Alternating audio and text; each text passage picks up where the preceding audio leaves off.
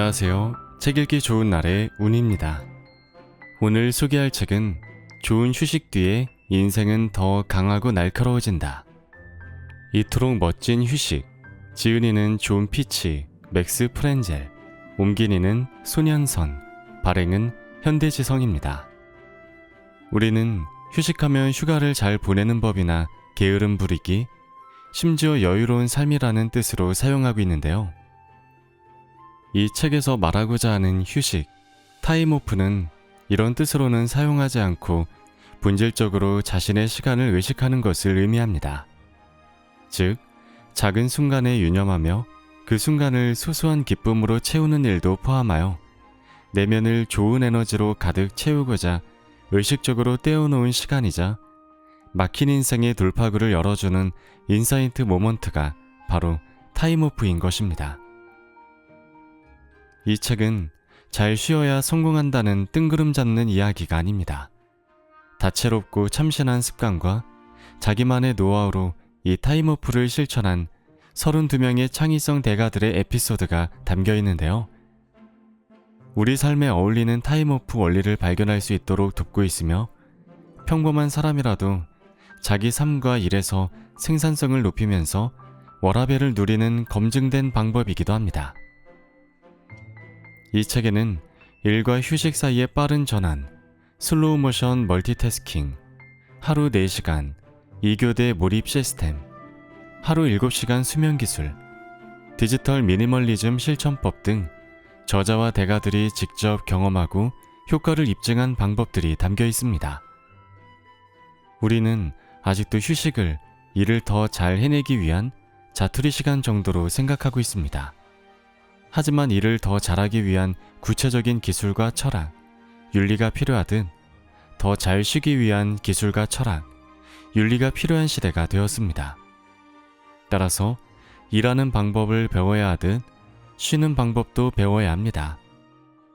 이 책을 통해 인생의 전환점을 가져오는 휴식의 철학을 배워두면 평생 행복하고 생산적인 삶을 살게 될 것입니다.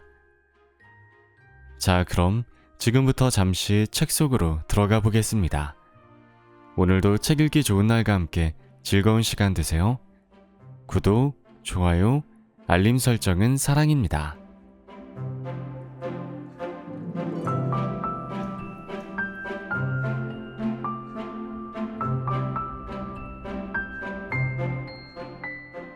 좋은 휴식 뒤에 도약이 일어날 수 있으며 그렇게 해서 인생은 더 강하고 날카로워진다.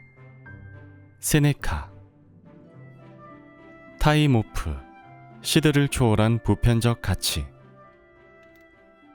알버트 아인슈타인이 때때로 마음의 평정을 찾고자 쪽배를 타고 바다로 나갔던 것을 아는가?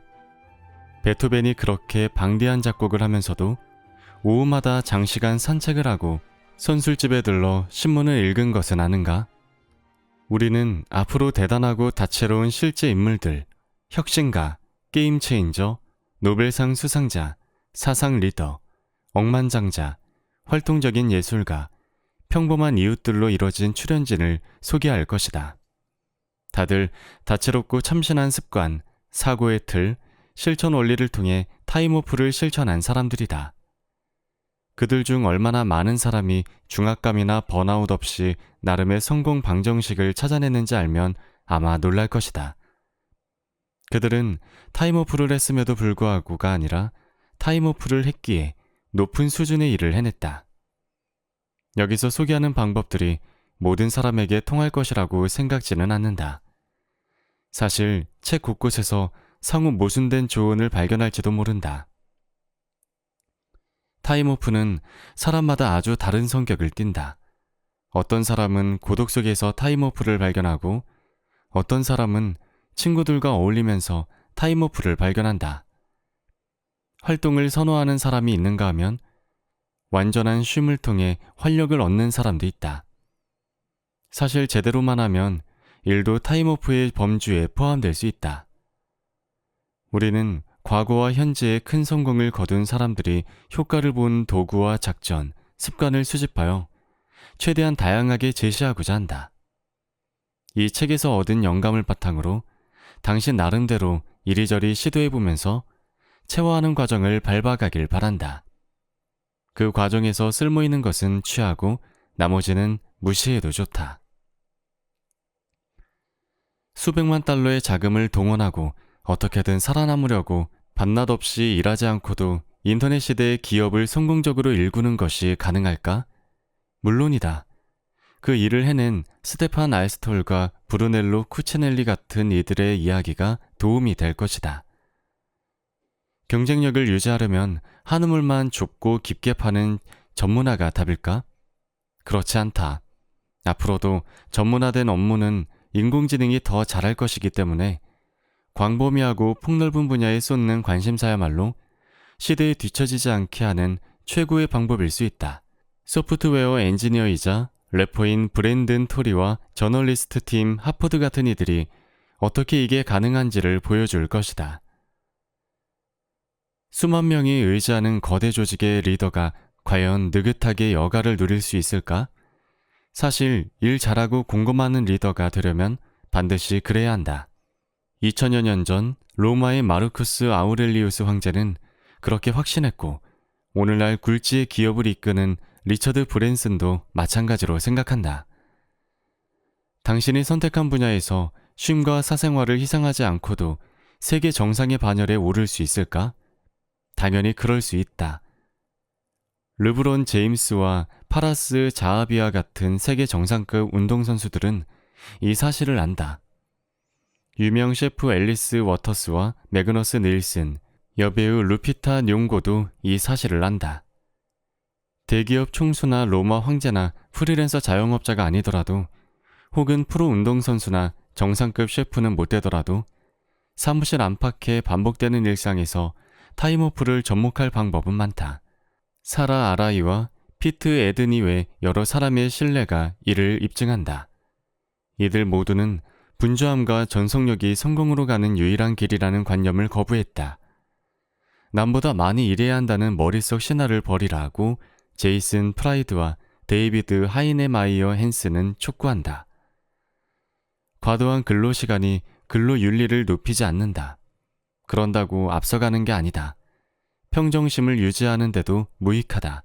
그러나 좋은 쉼 윤리는 이 모든 것을 가능케 한다. 곧 보겠지만 역사상 최고의 지성들은 타임오프의 필요성을 이해했다. 타임오프가 시대에 뒤떨어진 개념도 아니다. 오늘날엔 대다수가 타임오프를 대수롭지 않게 여기지만 타임오프는 오히려 요즘 시대에 더 효과가 크고 필수적인 개념이다. 이미 이 유구한 지혜를 깨우치고 실천에 옮긴 사람들은 타임오프로 엄청난 유익을 거두고 있다. 이 책 전반에 걸쳐 우리는 타임오프의 여러 면모를 살펴보고자 창의성, 잠, 놀이 같은 구체적인 주제 속으로 뛰어들 것이다.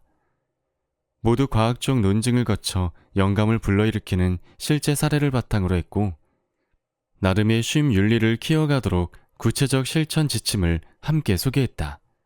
책 말미에 가선 그리 멀지 않은 미래의 자동화 기술과 AI의 발전으로 기계가 복제할 수 없는 창의력, 혁신, 그리고 인간다움에 대한 수요가 극대화되리라는 우리의 비전을 나눌 것이다. 그러한 미래에 접근하려면 그리고 앞서가려면 어느 때보다 견실한 쉼, 윤리와 여가에 대한 깊은 이해가 요구된다. 한마디로 타임오프가 필요하다. 이 모든 논의를 시작하기 전에 한 가지 질문을 던지고 싶다. 대체 어디서 어떻게 꼬였길래 우리는 이 정도로 타임오프를 망각하게 된 걸까? 우리는 지나치게 많이 일한다. 버트런드 러셀, 영국인 수학자, 철학자. 내가 진심으로 말하고 싶은 것은 근로가 미덕이라는 믿음이 현대사회에 막대한 해를 끼치고 있다는 것이다. 따라서 행복과 번영에 도달하려면 조직적으로 일을 줄여가는 수밖에 없다. 여가는 문명의 필수적이다. 이전 시대에는 다수의 노동이 있어야 소수의 여가가 가능했다. 이제 현대사회는 기술 발전으로 문명에 피해를 주지 않고도 얼마든지 공정하게 여가를 분배할 수 있게 되었다. 위키피디아는 버트런드 러셀을 철학자, 논리학자, 수학자, 역사가, 작가, 수필가, 사회비평가, 정치운동가, 노벨 문학상 수상자라고 소개한다. 수학자로서 그는 모든 수학의 논리적 토대를 만들고자 했고, 이와 관련하여 알프레드 노스 화이트헤드와 함께 수학 역사에 기념비적으로 남을 3부작 수학 원리를 썼다. 또한 철학자 러셀은 분석 철학의 창시자로 간주된다. 러셀의 업적과 수상 경력을 일일이 열거하려면 지면이 부족하다.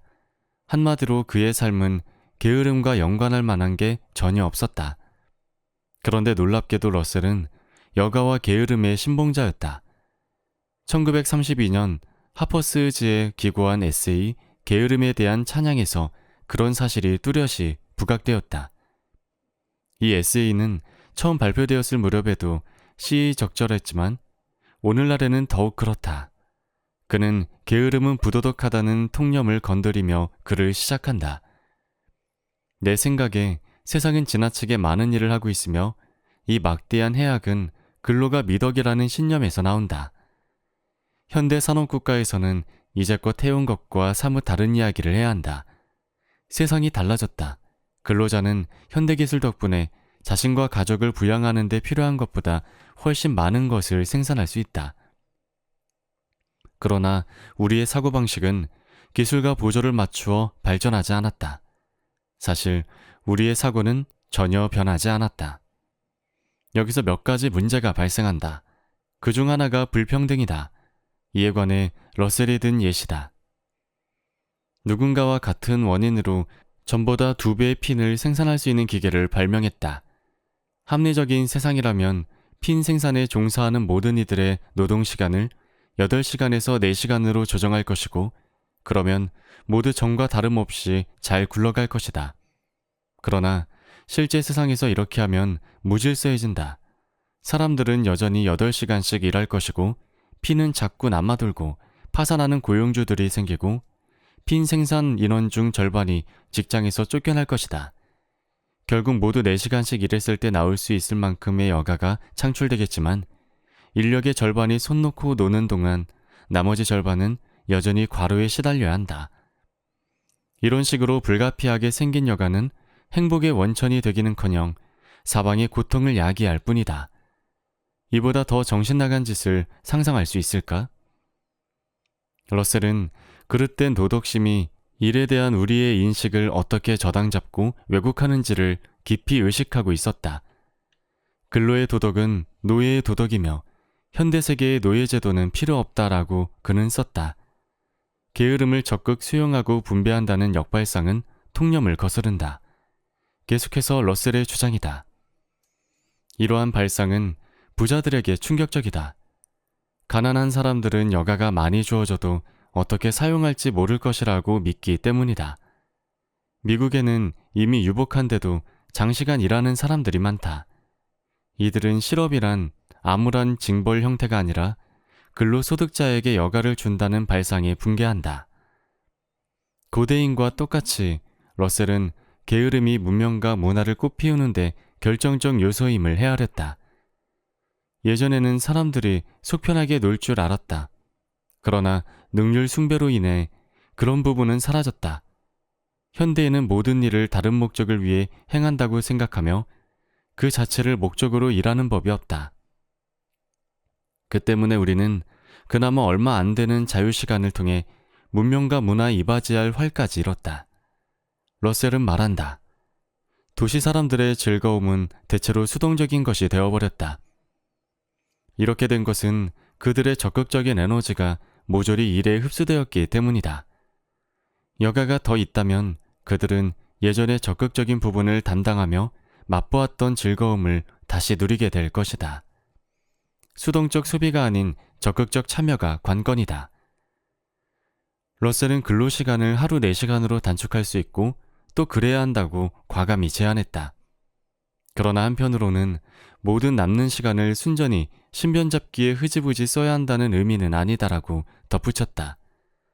여분의 시간과 활력은 교육과 문화에 재투자되어야 한다. 근로시간이 단축되면 사람들이 자연스레 이 방향으로 흘러가리라고 러셀은 믿었다.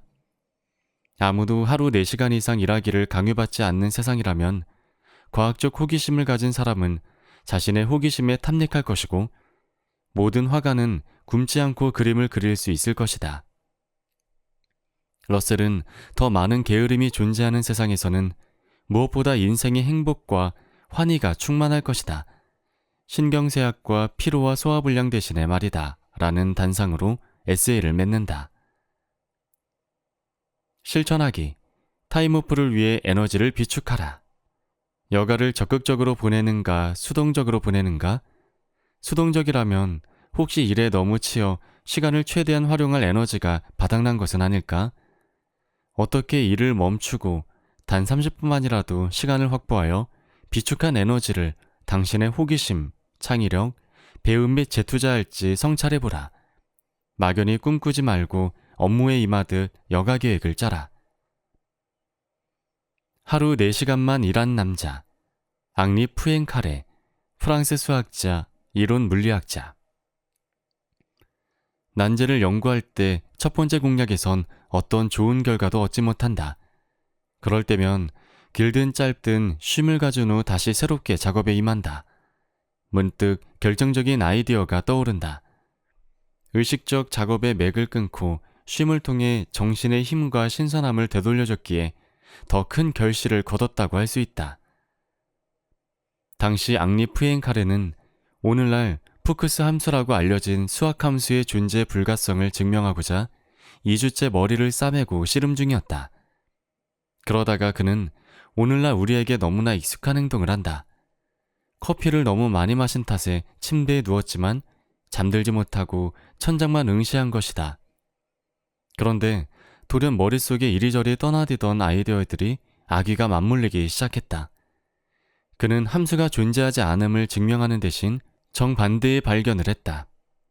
푸앙카레는 스르르 잠에 빠져들며 푸크스 함수의 특정 하위 분류의 존재를 증명할 수 있겠다고 확신했다. 다음날 아침 그는 결과를 옮겨 적기만 하면 그만이었고 몇 시간 만에 작업을 끝마쳤다. 그로부터 얼마 후 푸엥카레는 후속 문제를 연구하다가 훌쩍 지리 탐사를 떠났다. 그는 여행이란 사건으로 수학 작업을 잊어버렸다라고 말한다. 하지만 며칠간 여행 후 버스에 올라타려고 버스 계단에 첫 발을 딛는 순간 결국 문제풀이의 열쇠가 된 아이디어가 떠올랐다. 이 아이디어로 가는 길목을 열어주는 어떤 예비적 사고도 한 적이 없었다. 여행에서 돌아온 푸엥카레는 새로운 통찰을 검증한 다음 다른 문제로 또다시 난관에 부딪혔다. 계속되는 실패에 넌더리를 내며 나는 바닷가에서 며칠을 보내려고 훌쩍 떠났다. 그곳에선 딴 생각을 하며 지냈다. 어느 날 아침 절벽 위를 거닐던 중 예전과 똑같이 간결하게 돌연히 즉각적인 확신의 형태로 아이디어가 떠올랐다. 수학과 과학 역사상 앙리 푸엥카레만큼 다작을 하고 영향력이 큰 사람도 드물다. 그가 수학계와 과학계에 남긴 다양하고 방대한 공헌을 묘사하려면 어디서 시작해야 할지 난감할 정도다. 그의 영향에서 벗어난 문제를 찾아보기가 어렵다. 푸앙카레는 이처럼 누구보다 직감과 무의식의 힘을 굳건히 믿었고 쉼과 타임오프가 직감과 무의식의 가장 믿음직한 원동력이자 생산적인 도구라고 생각했다.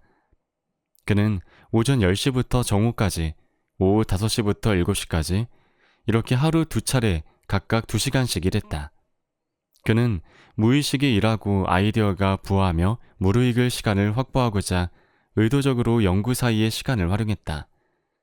그의 결과물은 양으로 보나 시대를 뛰어넘는 중요도로 보나 더 이상의 설명이 필요치 않다.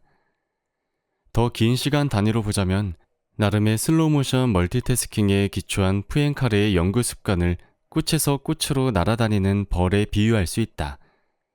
미국 수학자 에릭 템플벨은 푸엥카레를 마지막 보편주의자라고 불렀다. 푸엥카레의 무의식은 다양한 프로젝트에 관여함으로써 새로운 영감을 얻었고 그의 연구를 교차 수분하면서 일명 관련 없어 보이는 문제들을 풀 수 있었다. 앙리 푸엥카레는 한편으로 무의식적 작업이 선행되고 또 한편으로 의식적 작업이 뒤따라오는 형태의 타임오프가 가장 풍성한 열매를 가져다 준다는 사실을 깨달았다. 관건은 올바른 균형이다. 일과 쉼을 둘 다 생산성과 창의성, 궁극적으로는 보람 있는 삶에 지대한 역할을 한다. 실천하기. 근무 시간을 몇 개의 덩어리, 즉 짧고 굵게 집중하는 시간과 그 사이의 양질의 쉼으로 나누라. 한두 시간 동안 한 가지 문제에 온전히 집중한 적이 마지막으로 언제인가? 당신이 풀고 싶은 중요한 문제를 적어보고 그 시간 동안 그 문제만 고민해보라. 완전히 막힌 느낌이 든다면 한 발 물러나 무의식에 일을 넘겨라. 늑장을 부리라는 게 아니라 의도적으로 양질의 쉼을 갖는 것이 핵심이다. 아무리 고민해도 안 풀리던 문제가 무의식에 고삐를 넘겨준 후 슬슬 풀리는 것을 보고 스스로 놀랄지도 모른다. 쉼은 활동적이다. 와일더 펜필드는 에세이, 게으름의 활용에서 하나의 행위에 대한 최상의 쉼은 다른 행위다 라고 말했다. 여유 시간의 왕성한 활용을 통해 우리는 배움의 지경을 넓히고 더 유능한 전문가, 더 행복한 인간, 더 유용한 시민이 될 수 있다. 세상을 이해하며 내면의 자원을 함양하는데도 이런 관점은 유익하다. 솔깃하지 않은가? 흔히들 하는 오해가 정신이 피로해져서 재충전이 필요하다는 것이다. 이는 절반의 진실에 불과하다. 우리 정신은 실제로는 변화를 바란다. 활동적으로 여가 시간을 보내고 다음날 업무 수행에 지장이 없다면 말이다. 오히려 업무 수행력이 높아질 것이다. 완전히 색다른 도전에 몰입하면 무의식은 전에 마주한 문제에서 흘러나오는 방해 없이 완전히 자유롭게 움직인다. 영향력 있는 많은 과학자가 열렬한 음악, 예술, 스포츠 애호가이기도 했다. 필자 맥스에게는 고강도 운동인 크로스핏과 마음을 평안하게 해주는 베이킹과 음악 프로듀싱이 효과적이었다. 필자 조는 주짓수 연습이나 창작자들과 어울리며 영감을 주고받는 디너 파티 열기를 즐긴다. 앞서 소개한 인물들을 통해 이미 눈치챘겠지만 역사상 위대한 인물들 중에는 유독 긴 산책을 즐기는 사람이 많았다. 산책 중에 심오한 통찰이 무수히 일어났다. 가령 하이젠베르크의 불확정성 원리, 해밀턴의 사원수, 루빅의 루빅 큐브 설계 등이 있다. 또 다른 산책가 헨리 데이비드 소로는 다리가 움직이는 순간 생각이 흐르기 시작한다라고 말했다. 덧붙이자면 운동은 스트레스를 줄이고 미래의 스트레스에 대한 수용도를 높이는 데도 도움이 된다. 우리가 활동할 때 가장 직접적인 수혜자는 뇌이고 긍극적으로는 생산성과 창의성도 올라간다. 반직관적으로 들리겠지만 이런 활동이야말로 정신회복에 필요한 좋은 쉼이다. 회복의 4가지 요소. 쉼을 생각하면 어떤 그림이 떠오르는가? 나무 그늘 아래 그물 침대에 누워 낮잠 자기? 소파에 기대어 드라마 정주행하기? 쉼은 그저 시간 때우기가 아니고 모든 쉼이 좋은 것도 아니다. 주식 투자 카페에서 3시간을 불사르는 행위는 낮잠 자기나 산책과 같지 않다. 우리는 생산성과 웰빙에 긍정적인 유익을 끼치려면 좋은 쉼이 필요하고 그 쉼이 활동적이어야 한다고 이미 정리했다. 그런데 정확히 어떤 쉼이 좋은 쉼일까? 알렉스 수정 김방은 그의 책 일만 하지 않습니다. 한국경제신문 역간에서 연구를 통해 적절한 쉼과 회복에 기여하는 4가지 요인을 밝힌다.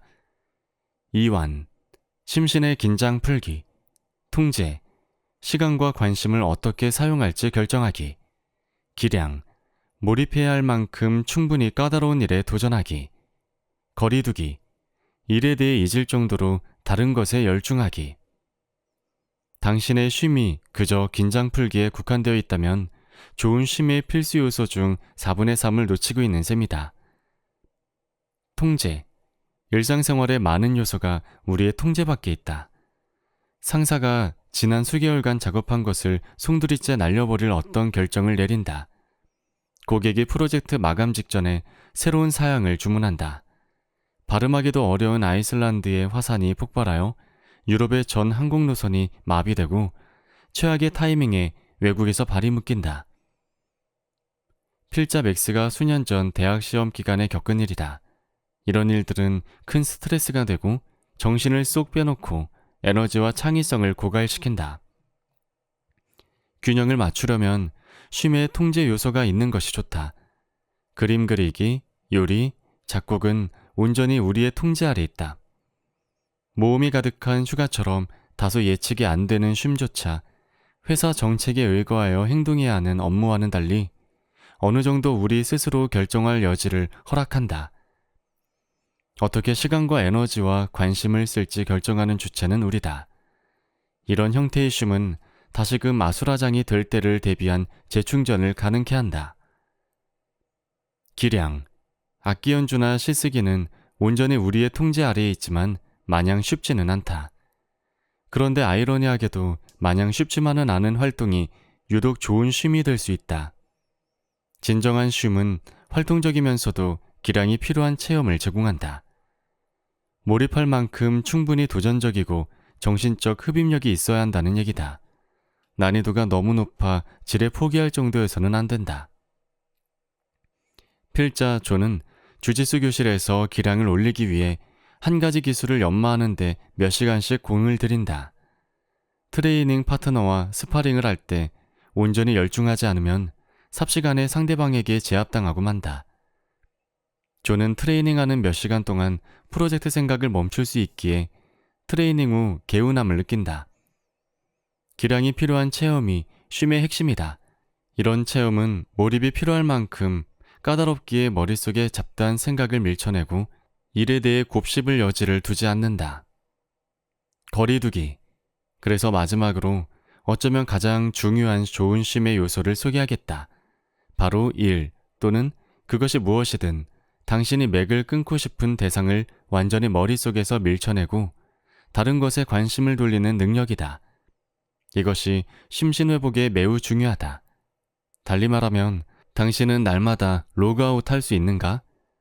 사빈 소넨테그가 거리두기의 중요성에 관한 연구 논문에도 썼듯이 실증 조사에 의하면 근무 외의 시간에 일로부터 거리두기를 하는 직원이 삶에 대한 만족도가 더 높고 심리적 괴로움을 덜 경험했다.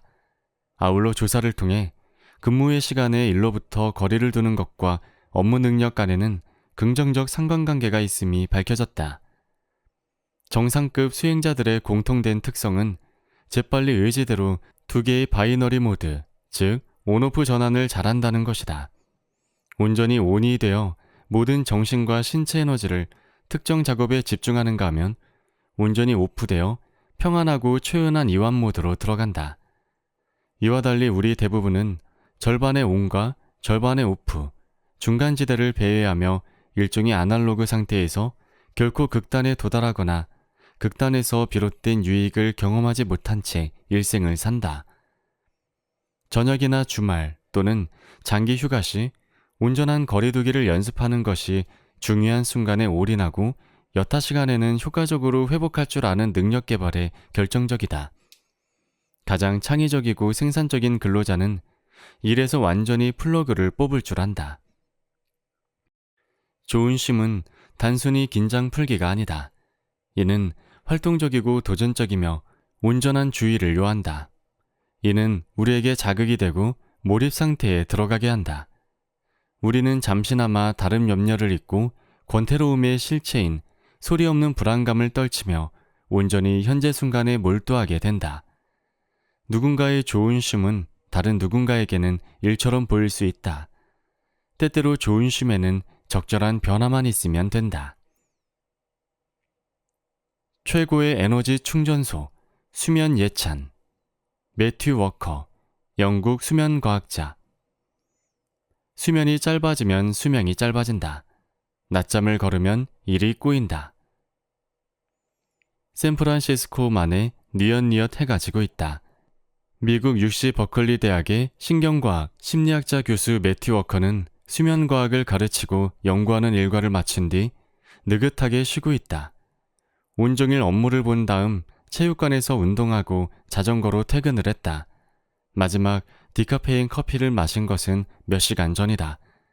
지금 그는 정신없는 일과로 멍해 있기보다는 느긋하게 긴장이 풀어진 상태다. 녹초는 안 되었지만 편안히 노곤하다. 환한 화면 앞에서 진정 효과가 있는 음료를 두어 잔 들이키는 대신 옛날 방식대로 책을 들고 등을 편히 기댄 채 배우자와 함께 취침 전 귀중한 시간을 보내며 친밀함을 나눈다. 그리고 둘 중 하나가 자려고 각자 자기 방으로 들어갈 것이고 둘 다 밤새 숙면을 취하며 원기를 충전할 것이다. 이들 관계가 뭔가 이상한 것 같은가? 많은 사람이 건강한 부부라면 응당 같이 자야 한다고 생각한다. 하지만 이는 과학적으로는 끔찍한 발상일 수 있다.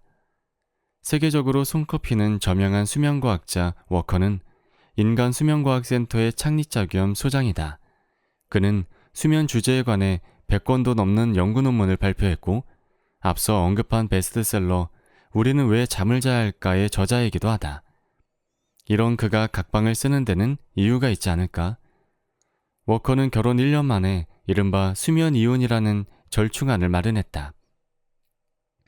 그는 연구를 통해 부부가 잠을 잘못 자면 정서적, 신체적 친밀감이 떨어진다는 것을 알고 있다. 심지어 열의 하나는 잠과 관련된 문제로 파국에 이른다. 피곤하거나 예민한 사람일수록 감정 대립이 많다. 그래서 워커는 배우자와 각방을 쓰기로 결정했고 그 선택을 후회하지 않는다. 일은 아주 잘 풀렸다. 우리 둘 다 훨씬 푹 쉰다는 느낌이었고 모든 면에서 관계가 개선되었다. 잠을 많이 잘수록 친밀감의 욕구가 커진다. 더 깊이, 더 오래 잘수록 남녀의 성욕 발동에 결정적인 테스토스테론 호르몬 수치가 올라간다. 나는 이 메시지를 널리 전파하여 각방 쓰기에 대한 고정관념을 없애야 한다고 믿는다. 우리의 관계뿐 아니라 모두의 건강을 위해서라도. 그는 이것이 획일적인 해법은 아님을 강조한다. 같이 자도 충분히 양질의 수면을 취하는 부부도 있다. 잠이 개인 편차가 크다는 것은 워커의 다른 연구에서도 강조되는 중요한 발견이다. 저녁형 올빼미든 아침형 종달새든 우리 모두 나름의 고유한 크로노타입을 가지고 있다. 자신의 크로노타입을 파악하고 생체 리듬에 가장 적합한 시간대, 저녁 8시부터 새벽 4시 또는 새벽 2시부터 오전 11시까지 등 자고 깨도록 스케줄을 맞추는 것이 이상적이다. 문제는 현재 우리 사회 구조가 이런 식으로 짜여있지 않다는 것이다. 9시에 출근하여 6시에 퇴근하는 표준 근무 시간에는 어떤 끔찍한 여파를 겪든 상당수의 시민이 획일적인 한 가지 해법에 맞춰야 한다는 기대치가 깔려있다. 주어진 스케줄과 생체 리듬이 어긋나는 사람은 건강 악화와 수행력 저하를 겪는 데다 게으름뱅이라는 비난까지 감수해야 한다. 워커는 우리는 잠의 게으름이라는 낙인을 찍었다라고 말한다. 우리는 바쁘게 일하고 있음을 얼마나 적게 자는지로 표현한다. 수면 부족이 영의의 훈장이 되었다. 잠에 대한 부정적 고정관념이 표출되는 방식을 보면 워커의 주장이 전곡을 찌르고 있음을 알 수 있다. 알고 보면 충분히 잠을 잤을 뿐인데 우리는 그런 사람들을 꾸짖는다. 그들이 나태하다고 생각한다. 그리고 잠을 과소평가하는 직원을 과대평가한다. 예리한 통찰이다. 바쁜 것을 티내고 싶은 조바심에 우리는 기력이 쇠하도록 일할 때가 많다. 유일한 목적은 다른 사람에게 보여주기 위함이다. 워커가 지적했듯이 인간은 쓸데없는 이유로 자신에게서 일부러 잠을 박탈하는 유일한 종이다. 워커 자신도 매일 같은 시간대에 8시간 수면 루틴을 엄격히 고수한다. 그의 배우자는 9시간을 자야 제대로 쉬었다는 느낌을 받기에 워커보다 30분 일찍 잠자리에 들고 30분 늦게 일어난다. 수면 이혼이 주는 또 다른 유익이다. 워커는 경고한다. 안타깝게도 잠은 라이프 스타일의 럭셔리 옵션이 아니다. 잠은 타협 불가한 생물학적 필수제다. 잠은 당신의 생명 유지 시스템이고 불멸을 향한 최선의 노력이다. 선진국 전반의 만연한 잠에 대한 총공세는 우리의 건강과 안녕, 심지어 자녀의 안정과 교육에도 재앙 수준의 영향을 미치고 있다. 소리 없는 수면 부족 유행병은 21세기 우리가 마주한 최고의 공중보건 도전으로 급부상하고 있다. 이젠 얼마나 적은 시간 잠을 자고도 잘 사는지 의스대는 문화를 포기하자. 오히려 심신치유, 한층 강화된 아이디어 부화, 창의적 돌파구 제공 등 우리 신체의 경이로운 기능을 가져다주는 잠을 찬미하자. 잠이야말로 단연 최고의 필수적 보편적 타임오프다.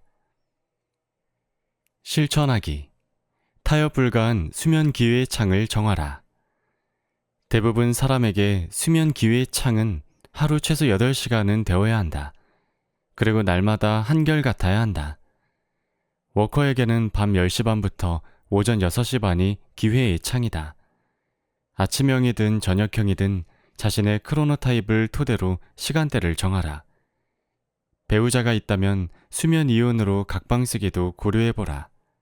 이를 둘러싼 부정적 선입견이 있지만 실제로 이 방법을 실행하여 관계가 개선되었다는 여러 데이터가 있다. 다만 꿀잠 전후로 서로가 함께하는 시간만 마련하면 된다. 꿈의 힘.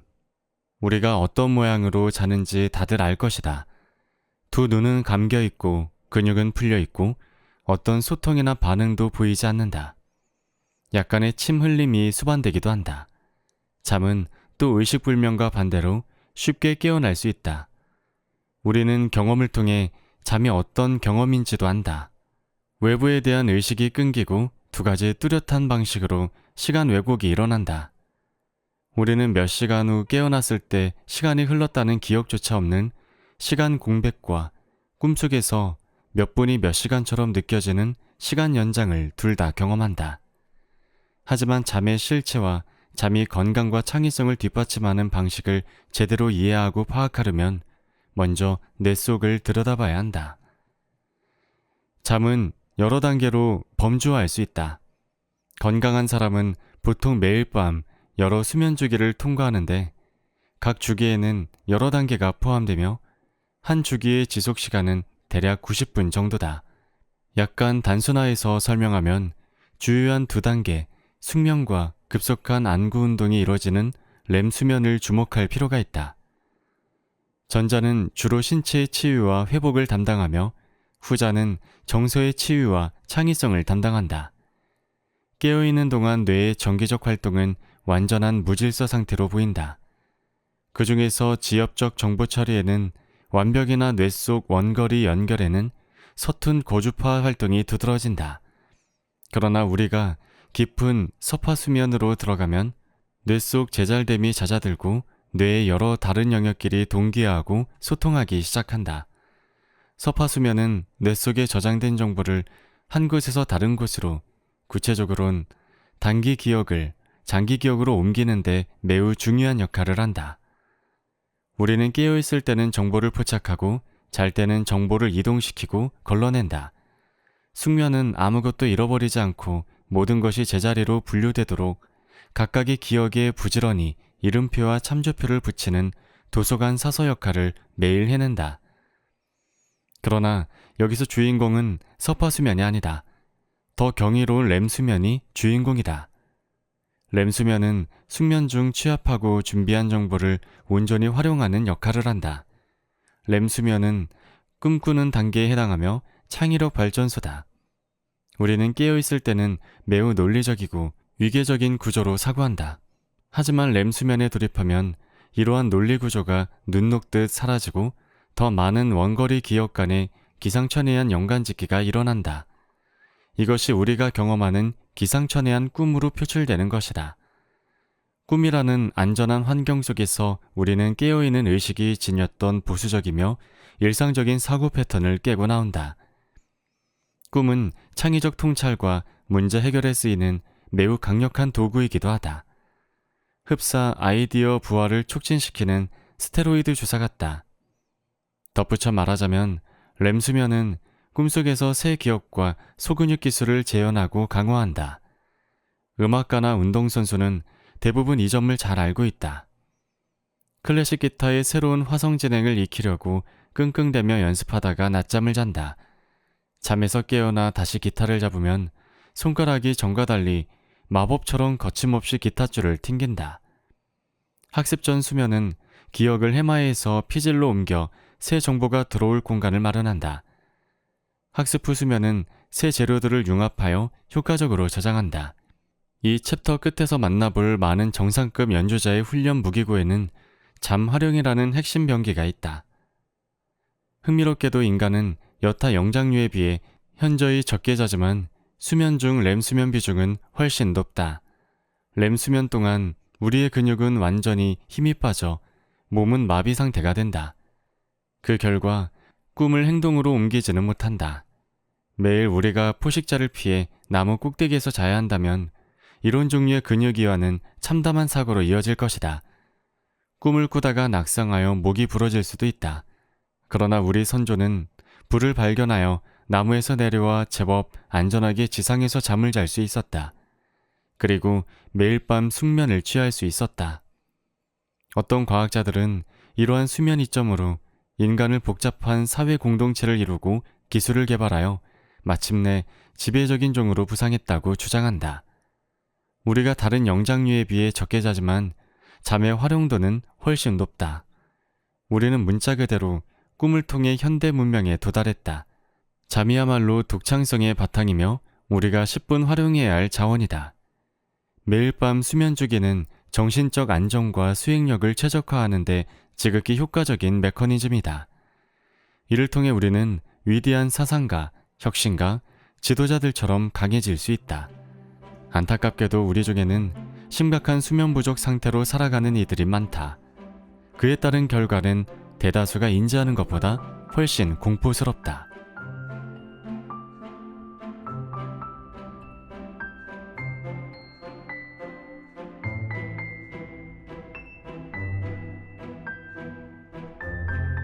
책 읽기 좋은 날. 오늘은 이토록 멋진 휴식을 들려드렸습니다. 감사합니다.